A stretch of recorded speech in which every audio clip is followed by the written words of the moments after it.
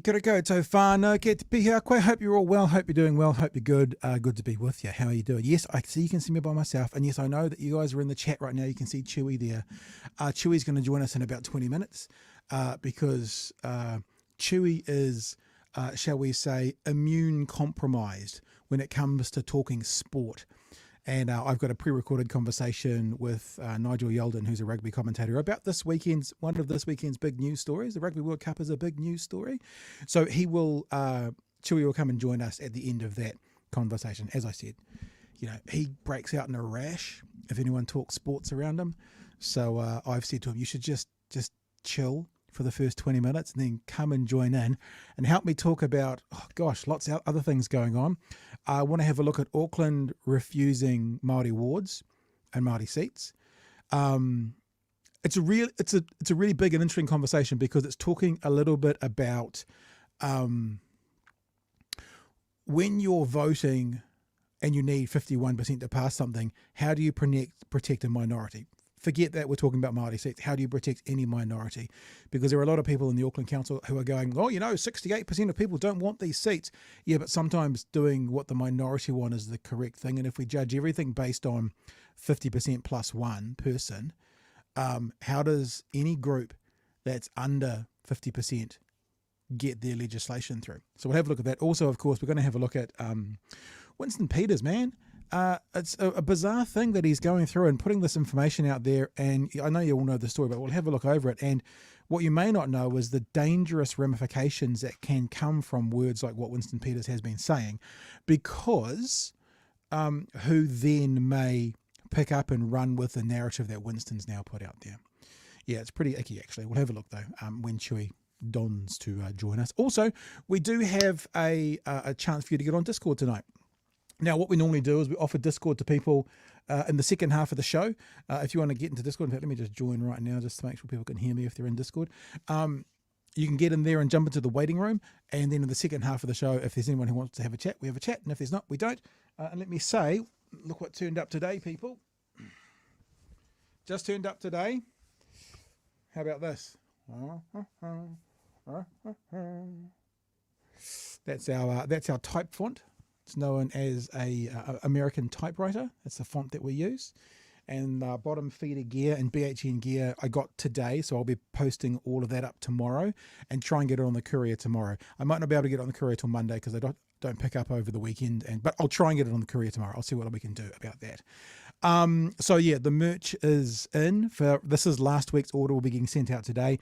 And of course, if you'd like to participate in that for yourself, then you can get involved tonight with some of that merch as well. And it is right there. There's the bottom feeder. We just saw that was, I just held up the Rust shirt, the Rust t-shirt. That was one I held up there. So there's Rust right there. If you'd like to get some bottom feeder gear, that's only going to be available for another week. Then it goes away forever. You can get hoodies, you can get t-shirts, and of course our BHN gear is all there and available as well. Now, because it's Thursday, and because you're all lovely, I thought if you're interested in getting some gear tonight, mostly because I'm doing an order tomorrow, that why don't we give you an opportunity to make it a little bit cheaper. So, using the promo code tonight, RWC 2023, Rugby World Cup 2023, if you use that promo code RWC 2023, you get 5% off anything purchased, and that promo code is active until 9 a.m. tomorrow morning.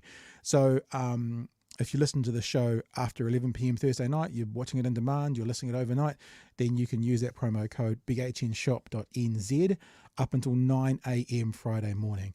Merch code is, or promo code I should say, is RWC2023, and that will give you 5% off any order that you make.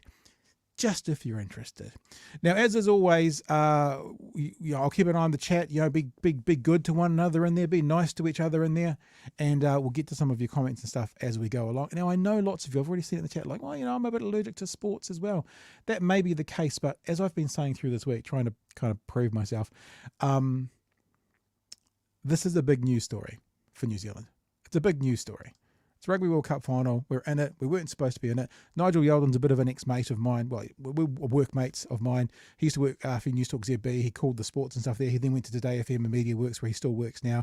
And he went to France to do some commentary for an international group for Rugby World Cup as well. So here's an interview between me and Nige. This was recorded this afternoon. At the end of that, we expect to see Chewy. And we will continue on with the other topics after that, and then give you a chance to get involved with Discord. Enjoy the conversation with Nigel. Let's welcome to the show Nigel Yalden. Nige, good to see you, mate. Yeah, lovely to see you too, Pat. Hope you're well, brother. Yeah, doing okay. Busy. I'm sure not as busy as you, though. Just back from the World. Why the hell did you come back from the World Cup before the final? Because I had a contract with Rugby World Cup Radio, and my contract was for pool play, and they extended it out, asked me if I'd do the quarterfinals in Marseille, which I did, and then it was home. So hence the reason why I'm sitting here in Kirikiriroa having a chinwag with you today. So Marseille, so that wasn't the AB's Ireland, because they were in Paris, weren't they? No, it wasn't. It was a different World Cup for me, because I wasn't employed by a New Zealand radio station as I have been previously, and the role there is obviously to sort of lurk around and cover and watch and provide stories and content and commentate for the All Blacks. I was away. I commentated. I think it was 12 games in total. Did 14 of the 20 teams that played. But one of the 6 teams I didn't commentate with the All Blacks. But the great thing was I still had access to press conferences and the games themselves. Obviously, I watched pretty deeply. So, but yeah, it was just a different perspective from my point of view, and a very different Rugby World Cup experience for me. Now, tell me, was that Ireland-New Zealand game, that quarterfinal, the best All Blacks game you've ever seen? You got to remember, we're talking about a long period of time for All Blacks, and in terms of my rugby watching, you got to go back to 1975 is when it first sort of came into my consciousness, when I was about 3 years of age. Okay. That was the Scotland-New Zealand test at Eden Park, the famous water polo test. Is it the best New Zealand performance? Look, was it the best test? Look, that game in Sydney was always an absolute cracker. Yep. And that was widely regarded as one of the best test matches. I think it's definitely, with regards to test matches overall, Pat, I think it's got to be top 10. Yeah. And I think given time, and I think rugby matches are a little bit more like movies. You watch a movie sometimes, it's like in the moment, it's like, man, this is absolutely amazing, and someone might get an Academy Award for it. But then if you give it time, you give it 4 or 5 years, and people might sit there and go, well, actually, I think so-and-so should have won the Oscar for Best Actor there, or so-and-so should have won the director. I think as we look at this particular test that you refer to now, I believe that it's top 10, and rightfully so. I think as we give it a little bit more time, and I think you will find that this game is going to age insanely well, and it's going to creep up and up and up and up. And eventually, I think some people, far more learned than I, will probably sit there and say, hey, that's arguably one of, if not the best test match ever played. When you're given the 2 teams involved, how Ireland were playing, the New Zealand form, there's so many narratives out of that particular story. And then the quality of the game that we saw on the field. I mean, I bumped into Stuart Barnes the next day after it, and there's a guy who's watched so much rugby, insane amounts of rugby. And even he was saying, well, that's got to be up there as one of the best ever played. I mean, no handling errors, 0. No scrums to Ireland, 0. I mean, you think about the bomb squad this weekend, and we'll talk about this weekend in a sec, and like the way that South Africa will win this weekend's test is through their forwards. If the All Blacks can do another performance like that, the forwards almost become irrelevant. Oh, saying forwards become irrelevant in a rugby game is a really massive statement. I said almost. I understand what you're going there. I do understand where you're going there, brother. I do understand it. But look, I mean, that game was 2 teams whose intent was to play rugby. They wanted to have the ball in hand. Hence, when you see the opening play, the opening series of that particular game was the All Blacks going through, I think it was 27 phases to earn a penalty and take a shot for goal. The closing of that game, 38 phases on attack. That shows you that the 2 teams wanted to play with ball in hand. Yes, they both had good kicking games, good tactical kicking games that they could execute. but they wanted to play the game with ball in hand. And so that's the reason why that was such a good game. Two teams with similar philosophies, different styles of executing that particular philosophy, but both teams who just wanted to play rugby the way I think most people want to see the game of rugby played. I do wonder, not to be negative, I think it was a 2019 Rugby World Cup. England knocked us out in the semis. Am I right in remembering that? It Correct. feels like in that World Cup, England fired their best shot against us and knocked us out, had a plan, and then the following week against South Africa, they had nothing less. They'd played their best game in that. Have we played our best game? Was Ireland our best game? And is there a worry for that for this weekend? I don't think so, because the All Blacks were able to get the job done with still a very efficient and still a very good performance, but without having to exert the same level of physical effort from the week prior against Ireland, against Argentina. It's quite interesting because you refer back to that, and there was a series of interesting comments about how New Zealand was targeting the Ireland game. England said they were targeting the semi-final, and then South Africa's saying, well, look, we were always targeting being in the final. And I think that's something a lot of teams have learned at this Rugby World Cup. Jamie Joseph in 2019 talking about the game that Japan played to get them through to the quarterfinal. So we have targeted that game for 4 years. Well, you can't target one game at a Rugby World Cup. You've got to win 4 big games. If you've got a big matchup in your pool play, you preferably want to win that in order to get the highest seeding, the supposed preferred seeding, a bit different at this World Cup because of the way the draw shook out. And then you've got to win 3 big games in a row, and you've got to get up for all 3 of those. And I think New Zealand knew it was going to be a big contest against Ireland, and yet they still knew that if they get past that, then they've got another step up, whoever they play in the semi-final, and then it's another step up again. So I think teams have learned from that last tournament not to say we're focusing wholly and solely on this particular game, because it does, you can have that emotional and physical letdown when you roll out the next week.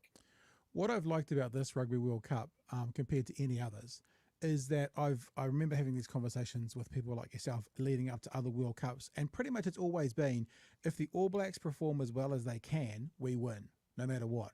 This is the first World Cup, and specifically Ireland and France were the 2 teams, that it felt like if the All Blacks performed as well as they could, it's still not quite a guaranteed win. Because if the All Blacks perform as well as they could and Ireland performed as well as they could, perhaps Ireland still wins.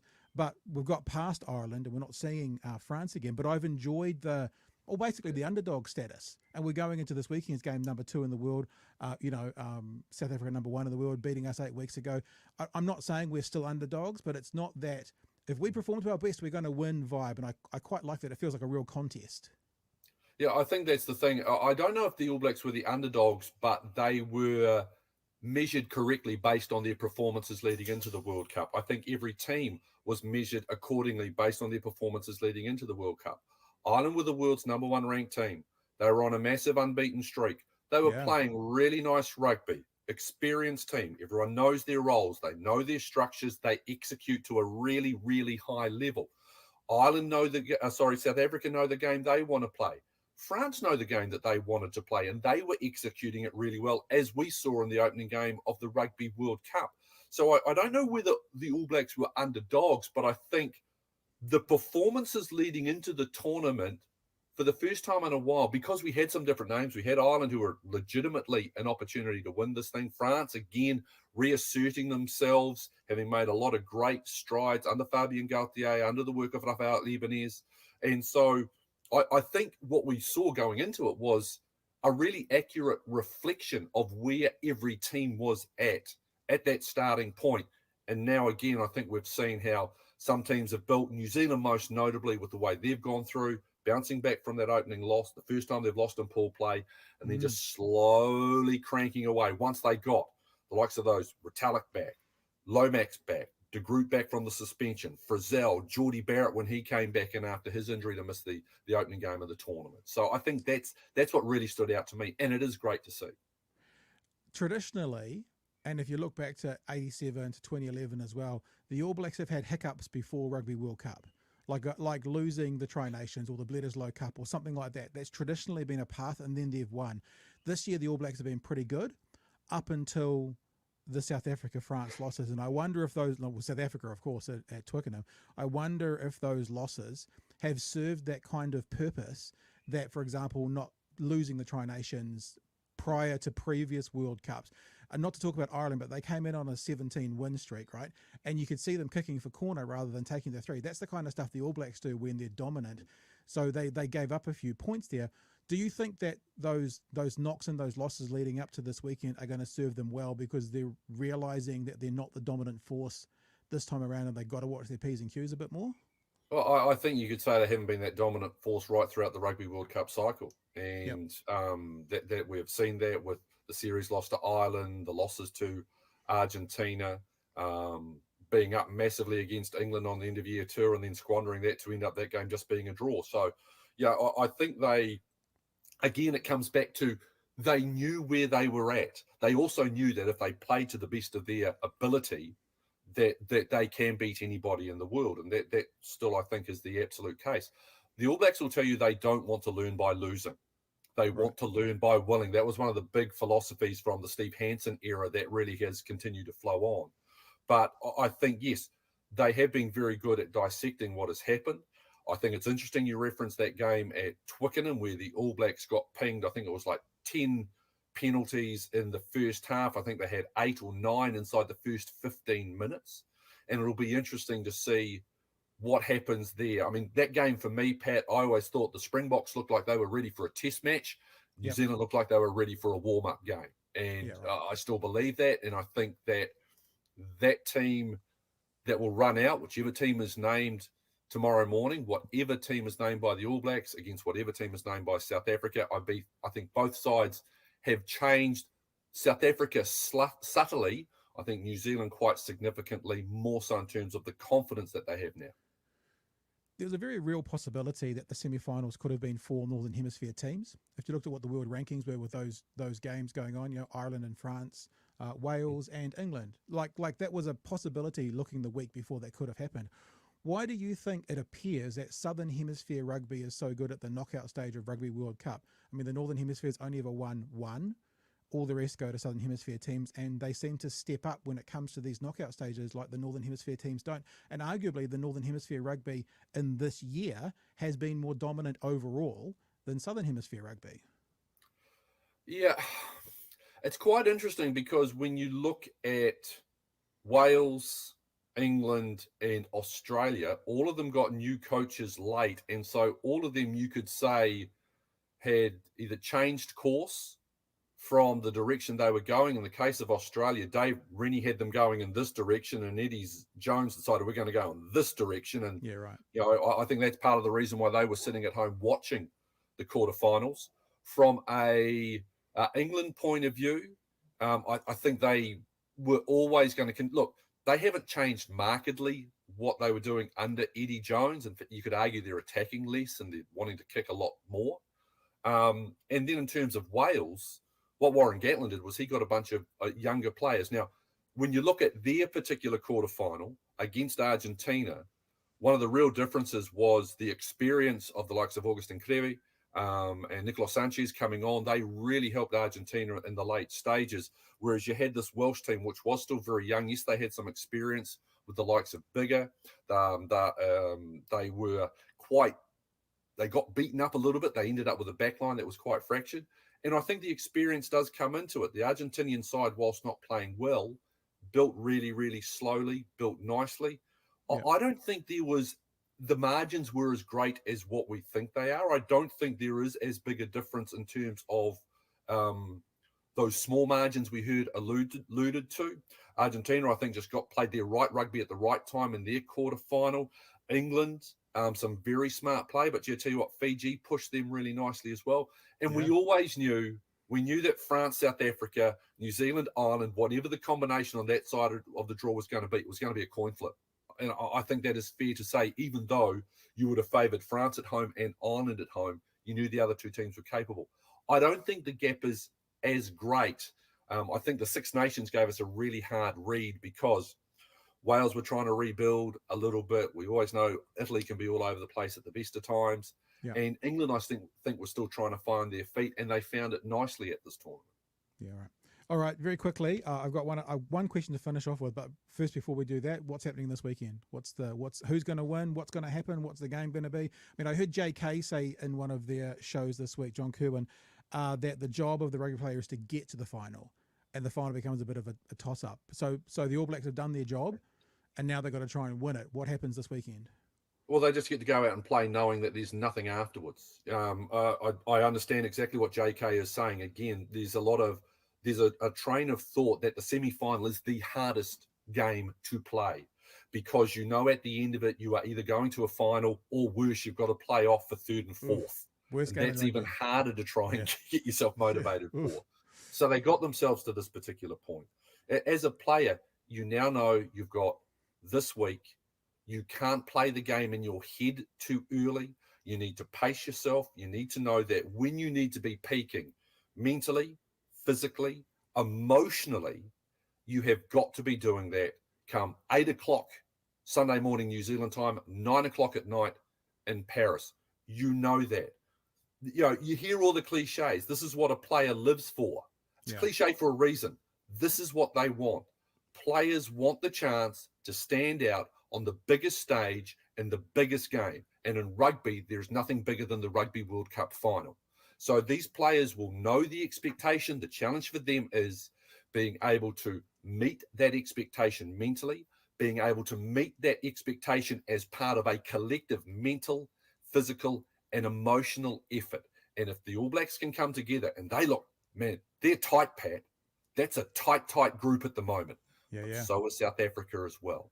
So I will always back New Zealand in these situations. I think for rugby, I want to see New Zealand win because I love the style of rugby that they play. I love the intent. Now, I'm not being disrespectful for South Africa. They've hit on a formula that works for them. Yep. But I would just love to see New Zealand win playing the style of rugby that they have played to this point. All right. Hey, thanks, Nigel. One last thing that I'm going to say, you can respond to. It's not really a question. One of the reasons I really want to see New Zealand win is for Fozzie. Yeah. It's like, I think he was treated pretty badly by New Zealand rugby. That if they were going to get rid of him, they could have got rid of him like England or Australia did and brought in someone else. They kind of went, well, before Rugby World Cup, you can apply for your job again if you want. Wink, wink, nudge, nudge. You're not going to get it. If he wins a Rugby World Cup as the coach, he will become World Rugby's Coach of the Year. And then New Zealand Rugby, in my opinion, has kind of done him dirty by not allowing the process of the new coach to come up after Rugby World Cup. So obviously I want to see the All Blacks win because I'm a fan. Aaron Smith, have Whitelock be the only person in the world with 3 wins. It goes on, but there's a part of me, maybe it's the bitter part of me, I don't know, but it's kind of things that'll be great for Fozzie if they do this, just to put his stamp on it and move off to whatever opportunities he wants to. Just remember, though, the reason why the All Blacks and New Zealand Rugby, I should say, chose to appoint the All Blacks coach early is because of what happened after 2019, where they waited. They sent out 26 invitations to people, inviting them to apply to coach the All Blacks, when the reality was there was only ever 2. They waited too long in that situation. There were teams that were appointing their coaches prior to Rugby World Cups and taking those coaches as part of the current coaching setup to the 2019 World Cup. Yeah, I understand what you're saying, but I think waiting until after a World Cup now to do the appointment process, I think, unfortunately, that's really outdated. So I agree that Ian Foster has had a challenging time with regards to it. He's gone through pandemics and other things as well. But I have no issue with the All Black coach being appointed ahead of time and for an entire Rugby World Cup cycle, as opposed to previously you'd get a year, then you get an extension, then maybe you get your extension going through to a World Cup. I agree with this because it puts in place certainty for coaches, for players as well with regards to that. So I agree. I'm very fortunate that Ian Foster has had a positive impact on me. I was a reporter around the time that he was involved with Waikato and the Chiefs, and obviously with the All Blacks. He has helped me out with a couple of personal things away from the game, and I will be forever grateful for that. So I'm like you. I would love to see Ian Foster win But there is also part of me that says, Pat, that New Zealand needed to do what they did to get themselves in line with what a professional sporting organisation should be, what a professional rugby nation should be at this particular time. But I won't deny, I'd love to see Fozzie with a winner's medal around his neck again. It'd be amazing, wouldn't it? All right, Nigel. People can still find you at Nigel Yalden Sports on Facebook. Yeah, still lurking around doing that, doing a podcast as well. So if that's of any interest to anybody, the Nigel Yalden podcast, it lurks around somewhere there as well. Not as big in numbers as what Pat Brittenden gets, but, you know, we're trying. We're doing good. Go on with your bad self, Nigel. That is Nigel Yalden on Rugby World Cup final and Rugby World Cup in June. Thanks so much for joining us, man. Always a pleasure, my man. And here we are, back Hello. again. Hey, Chewy. Hi, man. Look, I'm not completely allergic to sports. I have my predictions for the big game as well. I reckon we'll romp home by about 15 baskets probably sometime in the third quarter. I don't know. I thought 3 strokes. We'll win by 3 strokes, maybe. That'll be. Hey, look, you had me at. They can come together and they're a tight set of boys or something. I don't know. There's lots of tight boys comments going on in the thing. How are you, man? Good to see you.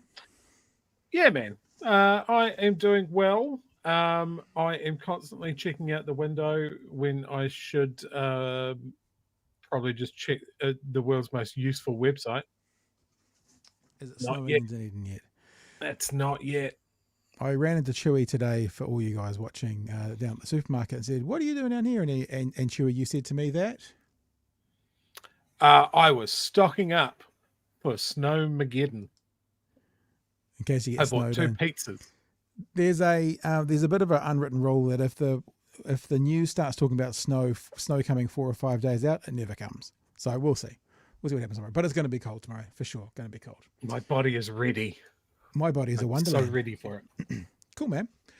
Right, let's explain to people again. Second half of the show. You don't have to do it quite yet, although you can if you want to. If you want to be involved in a bit of a conversational chat, then you can jump on to the old Discordorama Ding Dong.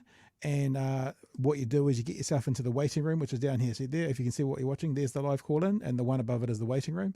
So if you get onto Discord, the link's in the description. I'll put another one up shortly. You can jump into the waiting room. You can wait there, and then we've got 2 stories we're going to talk through now. And then at the end of that, we'll give you a chance to share any views of the week that's gone, anything you want to talk about. Of the issues of the day, what's happening with the government at the moment. Some really interesting things coming up tonight to do with Winston Peters. You know, how for such a long time the National Party has been using the connection to the Greens as a negative for Labour. You know, if Labour gets in, those Greens will come with them, and now they want to play the card.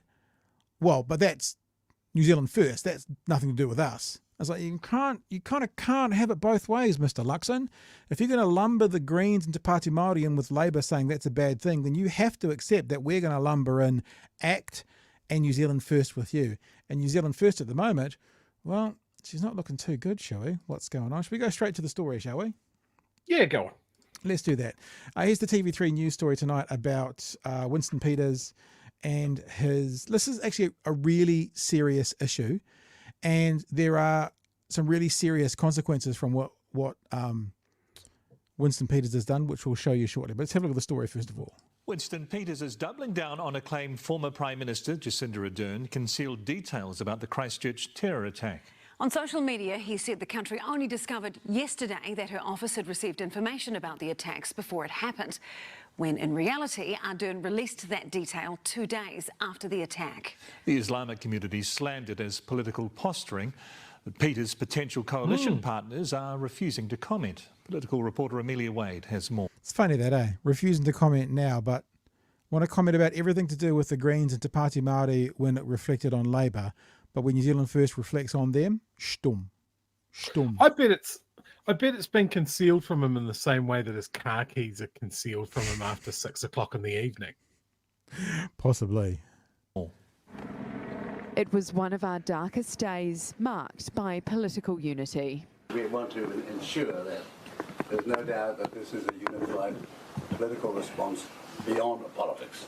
Then Deputy Prime Minister Winston Peters stood by Jacinda Ardern in that response. Until now, the ongoing coronial inquest into the attacks yesterday heard evidence about the gunman's manifesto being sent to the PM's office.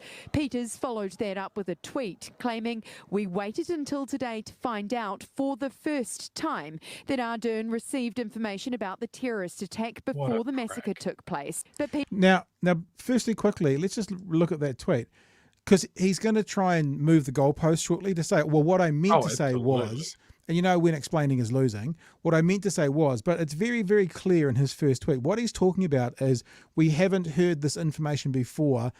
Jacinda Ardern hid it. That's very clear. But of course, as the news has already said, within 48 hours, Jacinda Ardern from the podium said that they had a manifesto come in. And just remember this as well. What is he implying if it was the first time it had been released? Because remember, the information from the shooter got to them 9 minutes before the shooting. What is he implying that they would have, could have, should have done if they had have ignored it 9 minutes out, which they didn't do, Chewy? I assume that he's boasting about how quick he can get from Wellington to Christchurch on horseback. Yeah. That he could have saved this whole thing from happening. Yeah.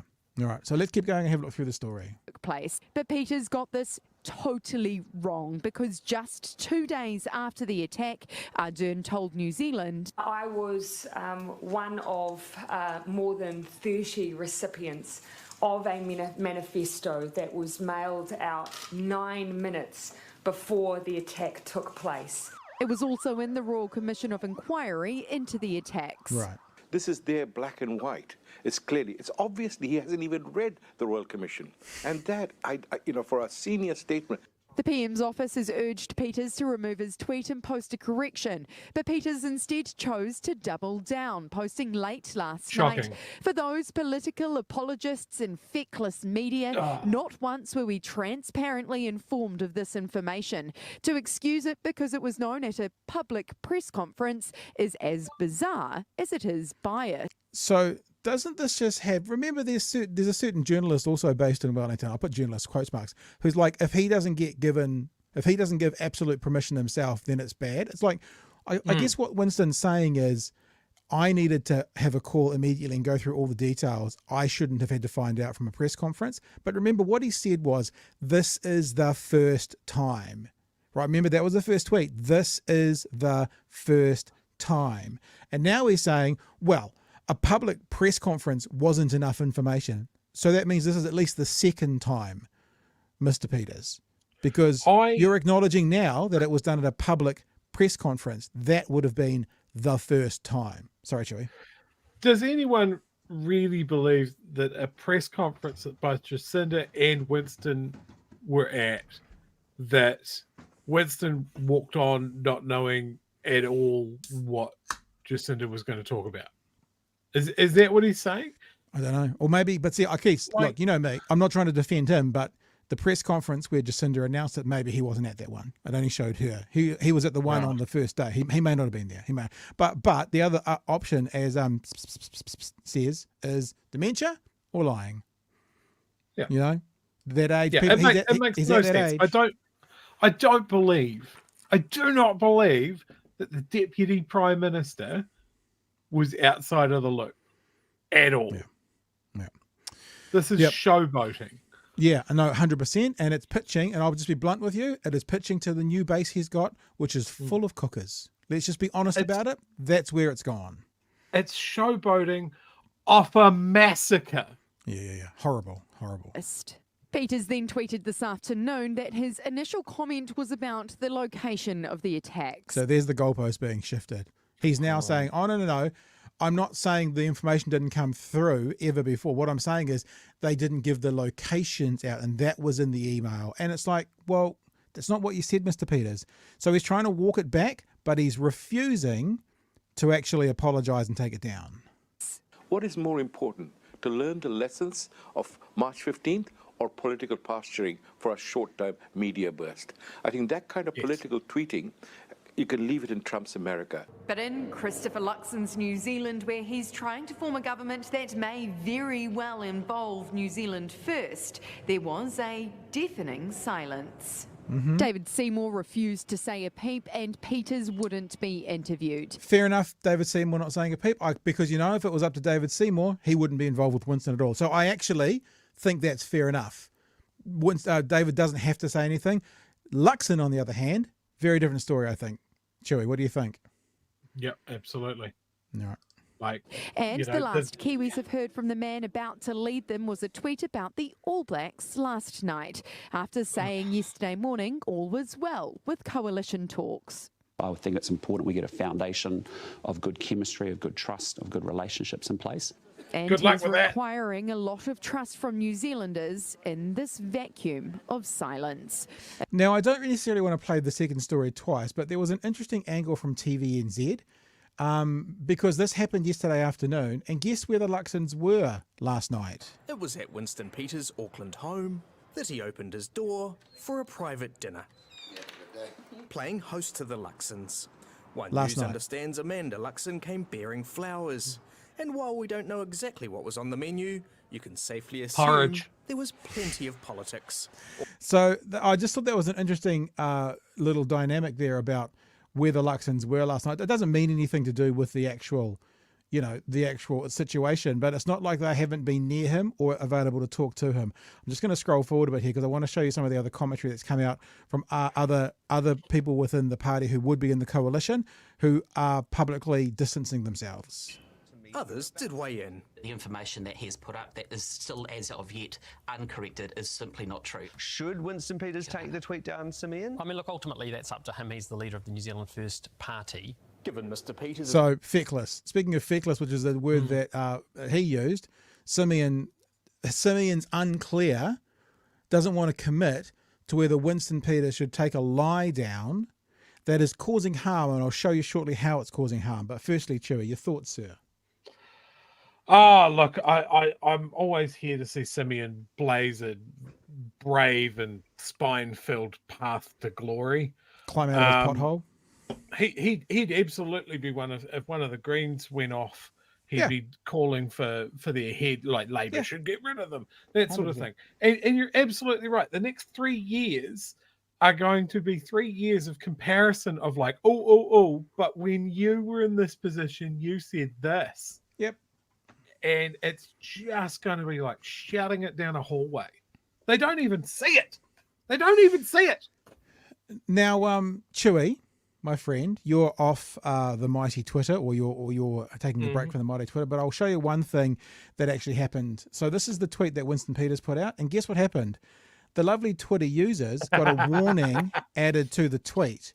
So this is a screenshot of his tweet. Right, so I haven't. It's not actually. It's a screenshot, but you can see that after this original tweet, Twitter, because you can kind of update and help other people's tweets, have put up a message saying Prime Minister Jacinda Ardern had already publicly confirmed on March 16, 2019, that the Prime Minister's office was sent the manifesto of Christchurch shooters minutes before the attack that was widely reported at the time. So Winston was fact-checked by Twitter users. I guess that's a bit like old man shouts at cloud, young generation pull them up. But this is the one serious, it's all serious, but this is the more serious bit. This is from Byron Clark's Twitter feed. This is now what a certain sector of society are doing with Winston's tweet. Byron says, you could probably have guessed this would happen, but counterspin media are using Winston Peters' post to further propagate their view that the terror attack in Christchurch was a false flag to disarm the populace. Peters knows that this is the audience he's dog whistling to. So here's the actual, here's the Winston Peters tweet, and down the bottom I'll read it for people who are in the audio podcast. Counterspin Media has said, beware of the cover-ups. By now many will be aware that Winston Peters has released somewhat of a please explain over foreknowledge of the March 15, 2019 attack in Christchurch. There is of course an inquiry, yada yada, goes on, then it cuts off. So this is why it's dangerous. Yeah, it's dangerous because people who are choosing and wanting to sow discontent, people who are claiming revolting, disgusting things like it was a false flag operation, are using Winston Peters' words, his tweet, to used as confirmation bias to say, see, we told you so, and the one honest politician is now talking about it. That's why it's dangerous, Chewy. Yeah, absolutely. Like, I don't know. Does he know what he's doing? Does it matter to him? Is it just a game to him? I think it's more that he is one of the most arrogant men in the world, is that now he's being called on it, he just actually refuses to back down. So I don't know if it's calculated or not, but I think that now that he's made a mistake, it's the arrogance of the man to actually refuse to back down. That's what I think it's turned into. I mean, he was fine when it was just garden variety racism, right? Yeah. Now it's just a whole nother thing. But this is what people voted for, and this is what Luxon left the door open to. Yep. And this is actually because of it's because of Luxon. As soon as Luxon ruled him in, they went on a surge, and now they're there. And I've seen some of the chats going past from you guys. Now they're there, and their cabinet, the New Zealand First cabinet, is full of cookers, according to one of the texts that flew past while we were playing it. But giving fodder to groups like Counterspin to sow the narrative that the New Zealand government was somewhat responsible for shooting and killing 51 people just so they could take guns off people, that's what Winston Peters is aiding and abetting with this tweet. Yeah. So, good on you, New Zealand. Well done. Well done. Right. Anything else we want to share about that, or shall I go to my next story, which is a lovely cherry one about people wanting to subjugate Maori. Happy weekend, people. all the hits this week. Yep. Cool. All right. It's actually an Auckland council, and it's actually I find this quite an interesting topic, right? And we've talked about this a lot, and I've talked about this a lot in the last kind of 20 years. How do you protect the rights of a minority? How do you do the right thing for a minority if that minority voted for something within a system that rewards 51%, they could never get the numbers? Like, is it okay that a majority view can oppress a minority view? What if the minority view is the correct one? What if the minority view is the right one? Now, some watching will or won't say that this particular example of Maori wards in Auckland is the wrong view. For me, this is also a bigger question, right, about when it's the right thing to do. Now, we can debate about whether this is or isn't, but that's what I saw in it, and I'd be happy to take some thoughts about that. And maybe if you want to jump onto Discord and get into the waiting room, if you want to pick up on that question, you're more than welcome to. But let's go to TVNZ's story tonight on the Auckland City Council not passing into law Maori wards because the public didn't want it. That's pretty much their rationale. Back here now, and following a heated debate with accusations of racism, Auckland Council has ruled out adopting Maori wards in the 2025 election. Today's decision follows 2 months of consultation and over 11,000 submissions, mostly from non-Maori, who overwhelmingly opposed the idea. Of our 78 councils across... Strange that, isn't it? Non-Maori opposed the idea, mostly? No, that's a weird one, isn't it? Across New Zealand, 32 have introduced Maori wards already, resulting in more than 60 newly established Maori seats around the country. They're designated seats on councils, elected by and directly accountable to voters on the Maori roll. A recent law change removing the 20-person limit on Auckland Council's governing body allowed councillors to consider Maori wards for the first time. Nearly 70% of submissions from non-Maori rejected the Maori wards. But over half of the 1,300 Maori respondents supported them, and almost all of the 17 Maori organisations that gave feedback agreed. Maori Affairs correspondent Te Aniwa Huri-Hanganui has more. As a decision on Maori wards loomed, the tension in the room was undeniable. Have a look at the numbers. Overwhelmingly with regards to individuals, and even very close call when it came to the Maori. The European population will always outweigh the Maori voices for this city. I think it's critical to take the emotion out of our decision. I'm fully emotional about this. This author even warning councillors ahead of the vote of the dangers of what he called Maorification. Changing place street names without asking us, imposition of te reo, and race-based political interference with council feels like bullying. I thought you might want to react to that particular comment. That poor you know, Rio, middle class Caucasian man feels like road signs are bullying. You know, looking at the age of the man, he's probably not far off the age that if a Maori was your age, they were getting hit at school for speaking their language. But, you know, road signs, it just feels like bullying, Chewy. The te Rio is being rammed down my throat.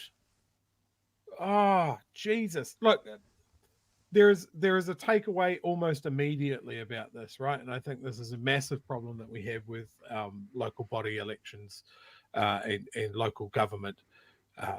You know, these guys based this decision based on the submissions that they got.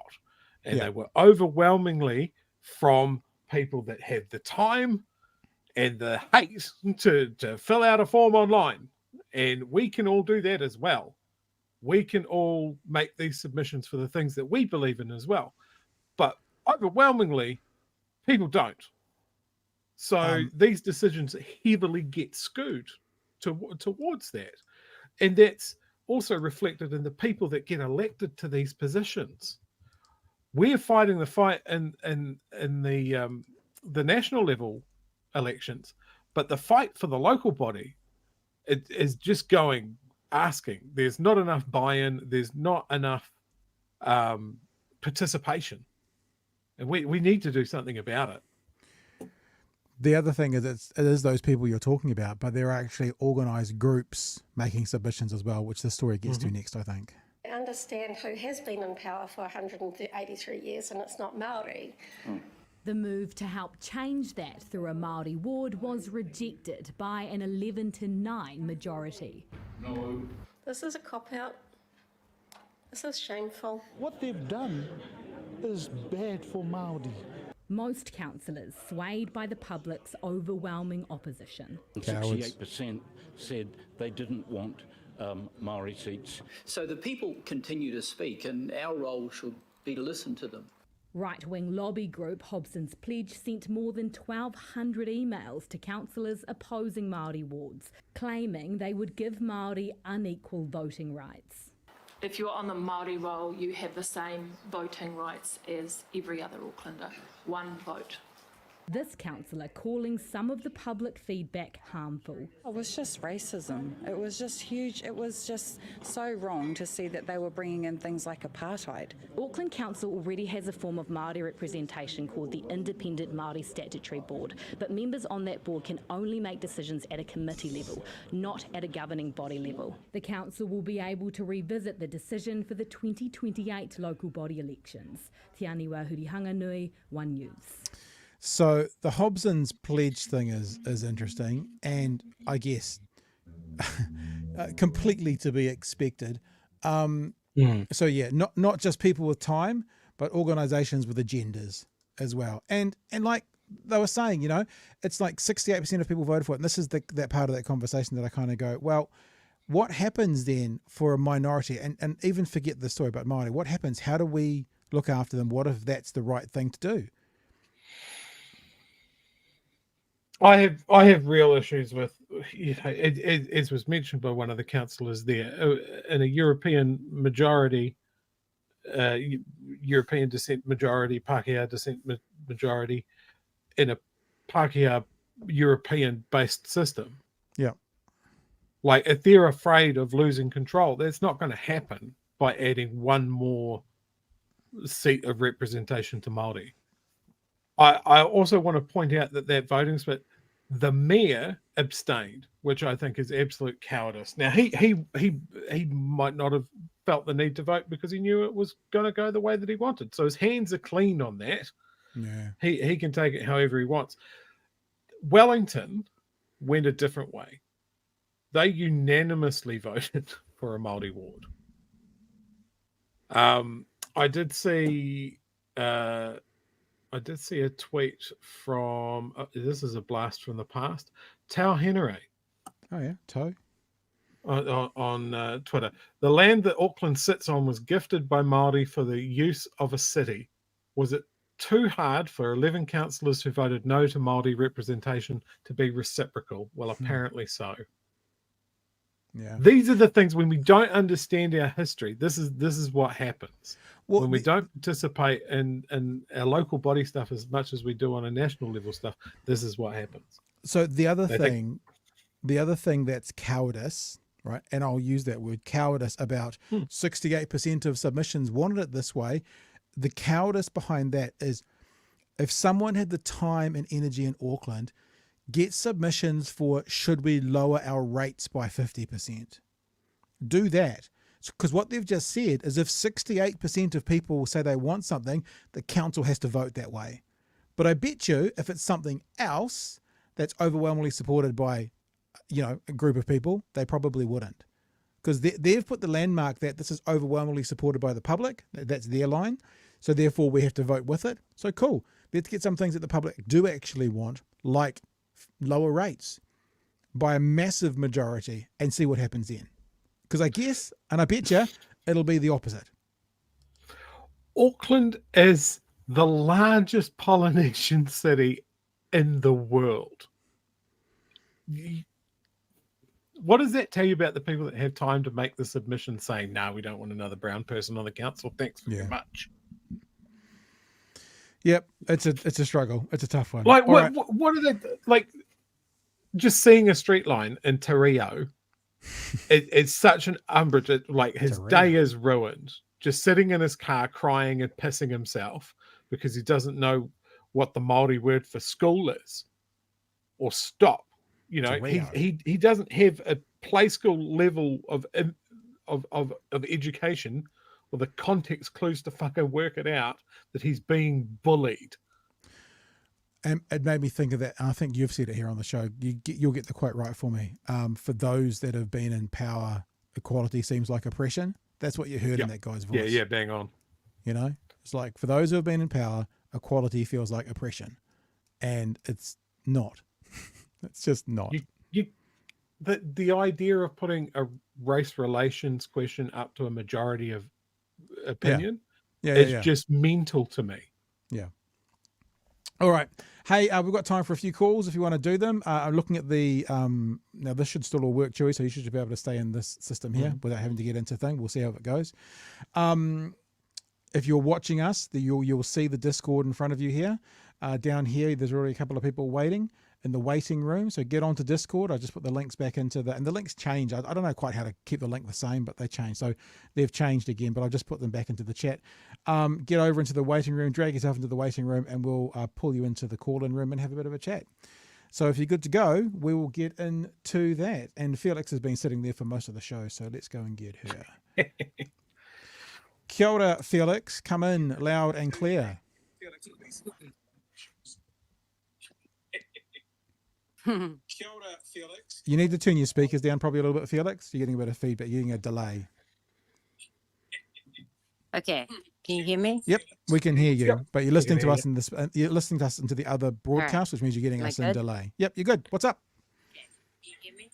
I can't hear you through my phone, so I don't know how to. Well, you have to be able to do it through your phone, or else you'll hear us 12 seconds later. My question. Also, hi chat, hi everyone.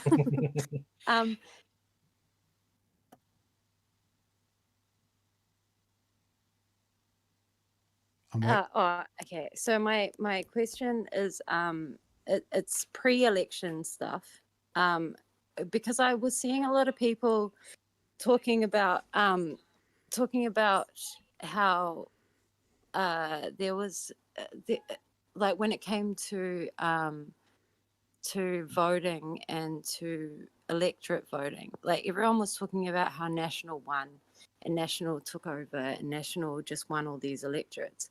But I was really struggling with people not being able to like get around the fact that these electorates that were heavily Labour electorates, the left split the vote.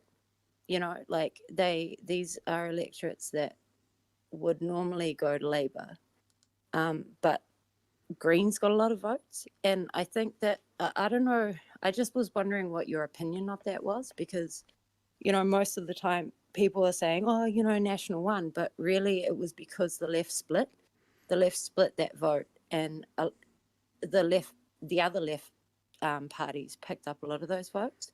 And I was just curious what your opinion of that was, because I've had this argument so many times. So what I'm going to do, Felix, is I'm going to put you back in the waiting room so you can hear us, because you can't hear us through your phone, you'll get it like 12 seconds later, and so that's why we just waited for you to ask your question, and me and Chewy can answer it now. You'll be able to hear us still either in the waiting room or through the chat, and then we'll move on to the next question. I think exactly what you said is right. The first thing to remember is electorates don't really matter, not really, unless you're a party that has less than 5% of the vote, right? So they matter to Te Pāti Māori. They would have mattered to TOP if they'd gotten anywhere, and they would have mattered to any of those little parties, if they had got over the line. If you get over 5% of the vote, electorate seats don't really matter to the end game. So if you get 50% of the vote, you get 50% of the seats. Now, whether that means half of those seats come from electorate seats and half come from the list, or 90% come from the list and 10% come from seats, it doesn't matter. 50% of the vote will give you 50% of the seats. So that's how it kind of works. But what you're saying is right, completely right. They are suggesting that with the special votes, maybe a couple of those Auckland seats will flip back to Labour.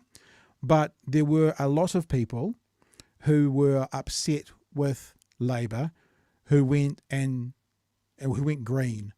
And so, that vote was definitely split.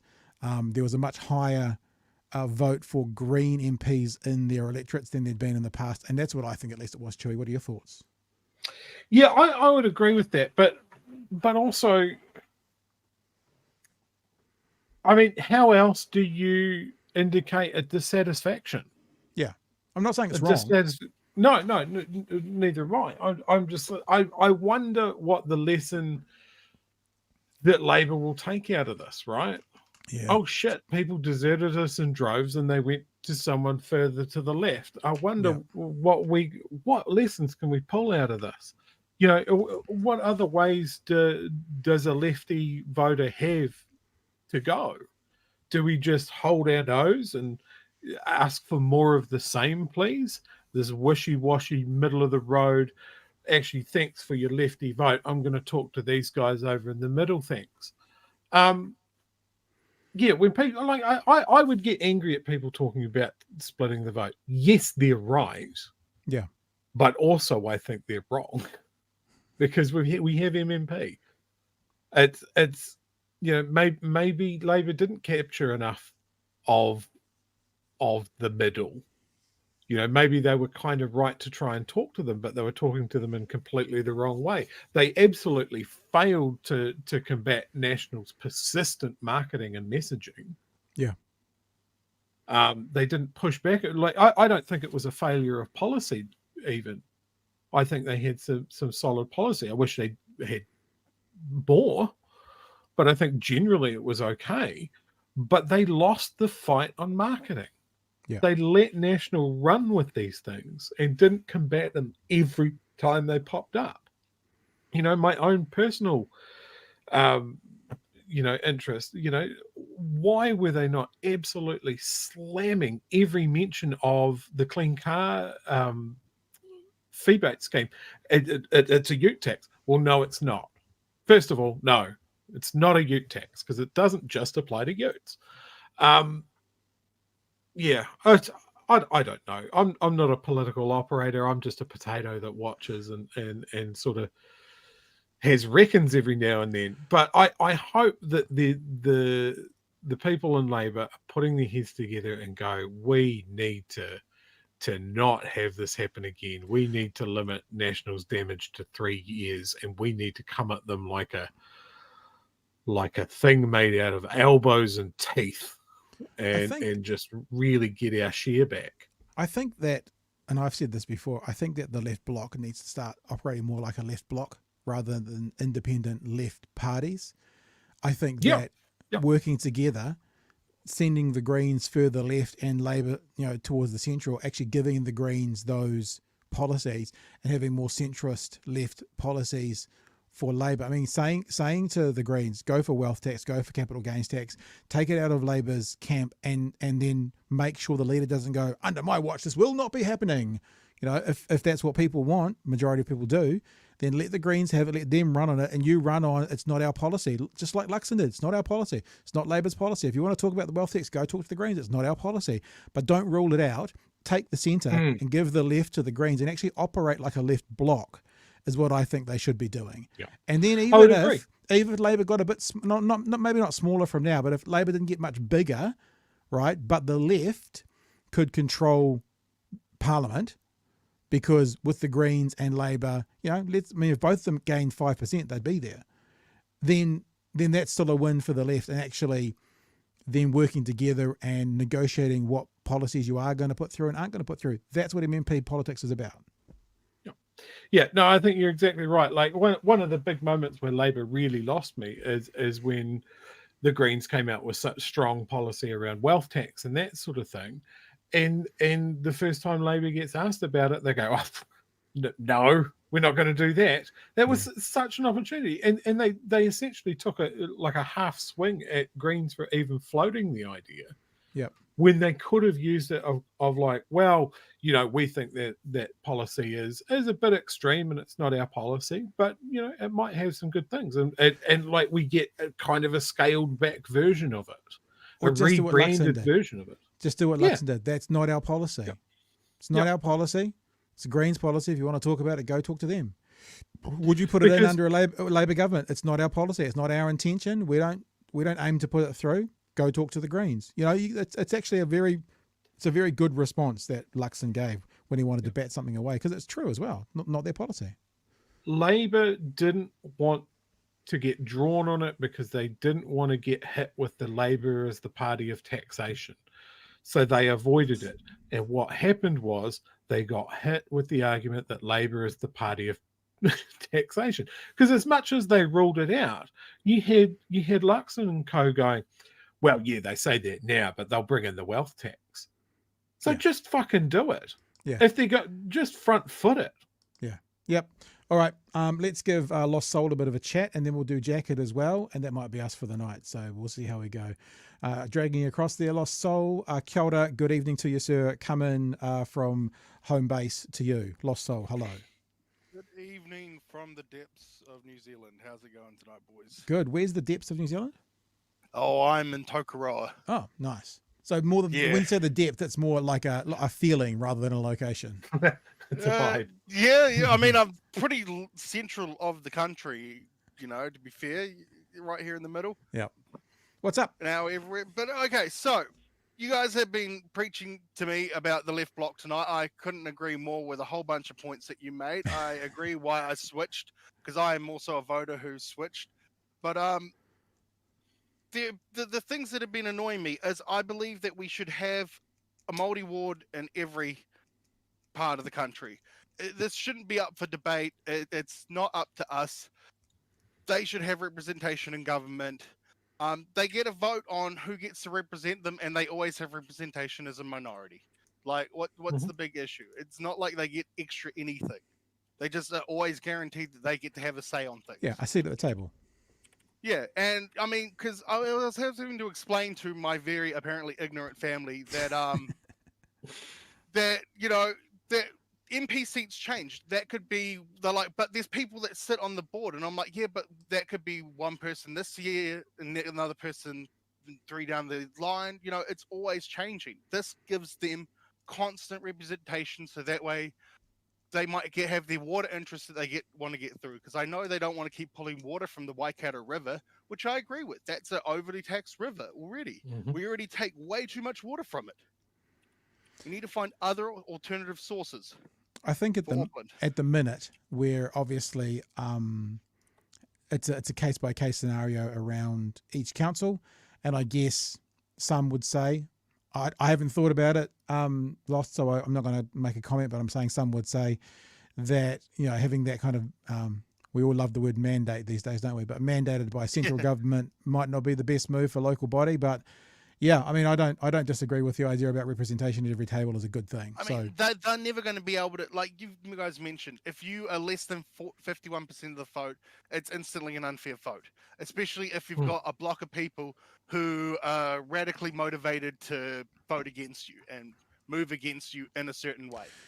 Yep. How are you meant to combat that? Well, I always talk about, when I have this conversation, when I used to have it on Talkback, I would always say we're all minorities, because when people hear the word minority, they immediately think race. Chewy and I, we're dog owners. We're a minority. If the majority wanted to vote about, should dogs be allowed in a certain area, or should a person get, fined $1 million if their dog is to poo in a public park, we'd probably lose that bet, probably.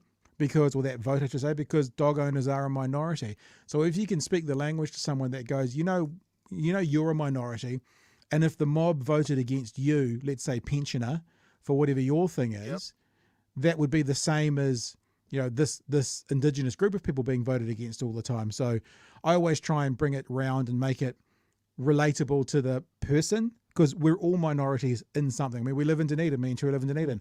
We're a minority. If everything was decided out of Auckland because they're the biggest city, then we'd miss out on things. So it's just relating it to people to try and get the point across.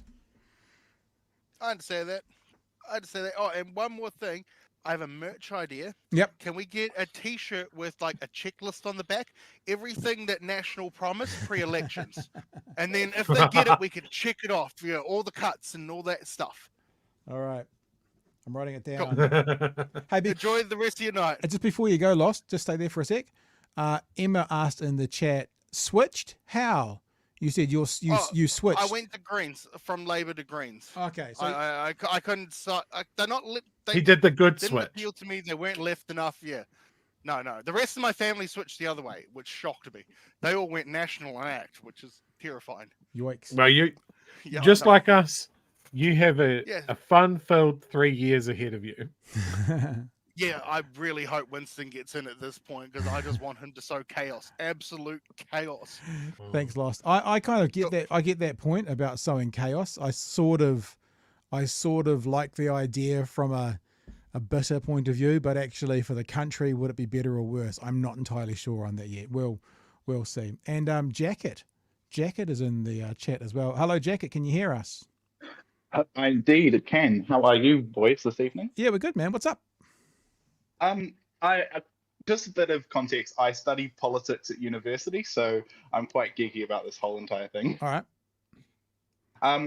You were talking about like Winston Peters and his comments today, and obviously, they're extremely damaging and very inflammatory, not least to the victims of March 15th, but also to, Dame Jacinda. And I do wonder if Peters is playing this alter motive of threatening, cabinet collective responsibility against Luxton, saying, "You better tell me everything, right, or I am going to ruin the formation of government, and I am going to pull a snap." Like, he is going to force a snap election if Luxon does not give him significant leverage in cabinet and in government decisions. That's interesting. What do you think, Chewy? God, I wish I could predict what Winston is going to do in any one moment. It does sound a bit 4D chess, doesn't it? That Winston's actually sending a message to Luxon based around a tweet that he's thinking about Jacinda, but it's interesting. I don't even think Winston knows what Winston's going to do half the time. That's fair. Yeah, no, it's an interesting thought. Whereabouts you studying politics, Jacket? Victoria University. Because this is one of these moments where you're the smartest in the room. So what else can you educate us on? I know a few of your comments earlier in the week about like how government operate. What I can clear up for you guys is when you were talking about like the whole Israel Hamas situation, what I can confirm is that the caretaker government, they still have full powers and full ministerial responsibilities. Yep. So Nanaia Mahuta, when she makes a statement, she is technically constitutionally not binded to inform the National Party or the incoming government. It's just by convention that they do that. So what that means is Nanaia Mahuta, let's use it a silly way, will still get paid. If it takes them 10 weeks to form a government, these three other parties, Nanaia Mahuta is still a paid MP. Up until that point, she's still in the job, even though she's lost her vote, but she still is in there. So the new MPs don't become the new MPs until after government is formed. Correct. That she will remain an MP and Minister of Foreign Affairs until Luxton can go to the Governor General and say, "Dear Governor General, I have the confidence of the House, aka I have 62, 63 MPs that are approving of me, and so I can form a government." At that point, she will no longer be a minister because she will tender her resignation, if that makes sense. Got it. All right, dude. Hey, thanks for that. Thanks for calling in. We like having smart people in the room, so we appreciate it. No problem. All right. Thanks. Have a good evening. Yeah, Cheers, man. All right. That was a bit of fun for tonight. Just a few calls coming in on Discord. I think we're done for the evening. Now, I was just about to say that there's supposed to be some big news dropping tomorrow, but it's just jumped out of my mind. Anyhow, follow me on Twitter. I guess Chewy's turning up his nose at Twitter at the moment. But also I'm on the Blue Sky and I'm on the Mastodons. Also follow us on TikTok. We're doing lots of TikTok stuff at the moment. It's a good amount of fun actually doing that, putting a bunch of stuff out there, getting several thousand views a day from our little clips that we make. And other than that, I know, Chewy, you're not going to be in for it or really care, but I'm looking forward to the All Blacks on Sunday morning. It's going to be a good game. I haven't got a clue who's going to win, but it's going to be good. Yeah, I think we're done. I was just thinking there. Unless you've got a tangent for us. I got two tangents. First of all, you close the show. I have 3 codes for Blue Sky. I'm going to give them to the people in the Discord chat that say they want them, the first 3. So just if you're in Discord and you want a Blue Sky code, just tell me and I'll pop them in after the show. I had a thought about Māori representation in democracy, right? So they're roughly 18% of the population. Yep. So generally any referendum majority rules vote, they're going to get absolutely slammed. So we need to change the weighting of Māori votes. Maybe if it's still one person, one vote, because that's really important. Yep. It's just we'll make the Māori votes worth 120%. Right. Okay. Would that work? Would that make Mr. Tiareo lose his fucking mind? Yeah, maybe. So that's like, what do they used to say about slaves in America? They were 3/5 of a human being. Yeah, so you want to make Māori Māori basically 120% of a human being. Yeah. Why not? Correct that pendulum swing. Like as far as there's 2 signatories on the Treaty of Waitangi, right? Tangata Whenua and Pākehā and the Crown. More recent arrivals. Then let's redress it through waiting. That's a little bit like what they talk about with the retirement age. You know, for Māori, drop the retirement age by 10 years because of their life expectancy. It's sort of the same thing. It's done it slightly differently. So, all right, that's the first one. What's the second one? You see a couple of tangents. The other one was the Blue Sky codes. But yeah. I found that interesting. That's what I found when I was looking at what the actual percentage was. 2018, it was 16.5. It's grown since then. So but I find that breakdown really interesting. It's a bit hard to see, but is Waikato the biggest area? Is that above 30? Waikato 23 or 33? I can't quite read it. 23.9. Okay. So 1 in 4. And then you got Northland at 36%, and then you got East Coast 52.9 seems to be the highest percentage. Amazing. Where we are 8.7. It's cold, you see. Well, I've always thought about Māori in the early days living in this region. I'm not exactly sure. I mean, they did. Like, I'm talking about 1800s. But, geez, they must have had leather skin. Tough as old gumboots to live down here. Absolutely. DIY Guru in the chat raises a good point, and I always think of this when people bring up that part of the treaty that seems to suggest, or that they cling to, that Māori gave up sovereignty. Like, if there's 100,000 of you and 1,000 Pākehā, do you just turn around and go, yeah, sure, here's the keys? There's no fucking way someone would have signed that. There's so many stories so many stories. I'm speaking to, learned academic friends of mine, stories about when Europeans first came here, they couldn't feed themselves because they didn't know how to fish in these waters. So Māori would go out and fish and provide food to Europeans. And then it got bigger and bigger and bigger. And then all of a sudden they banned Māori from dropping off. Once Europeans sort of learned how to do it, they then banned Māori from coming into the Auckland wharves. So what they used to do is catch the fish, they'd sit outside, and Pākehā European settlers would go to pick them up from their boats and bring them back to the wharf. It's just shat on, shat on, shat on. Yeah, it does make you kind of think, if this was to happen anywhere else in the world, just say, Indigenous people, stand your ground. Yeah. So Māori people were making bank by exporting kumara and potatoes to, New South Wales or Victoria or something during their gold rush. Yep. They were feeding those British colonies. They were traveling across the Tasman to do it. It's just mental. Like before official colonization, there were Europeans around. They were doing whaling and sealing and that sort of thing. And they were speaking the local language. They were intermarrying and that sort of thing. It's only when the colonial government turned up and went, well, that's enough of this nonsense. Little Britain, here we go. Used to love that show, Little Britain. Apparently it's problematic these times. It has not aged well. Let me just say one more time as well. We have a promo code going on merch for tonight. It's going till tomorrow morning. Bottom feeder gear is there. BHN gear is there. bhnshop.nz. Using the promo code RWC 2023, Rugby World Cup 2023, RWC 2023. It'll get you a 5% discount off whatever it is that you're buying. RWC 2023. If you've been lurking for a while, hanging around in the background, and you've thought, oh yeah, some of that gear might be good at some stage. Tonight, if you order it before 9 a.m. tomorrow morning, you will get an automatic 5% discount if you use RWC 2023 in the promo code at the checkout. And that's it for us, Chewy. We are done and dusted. Short week this week because, of course, Monday was a pubic holiday. But we'll be back.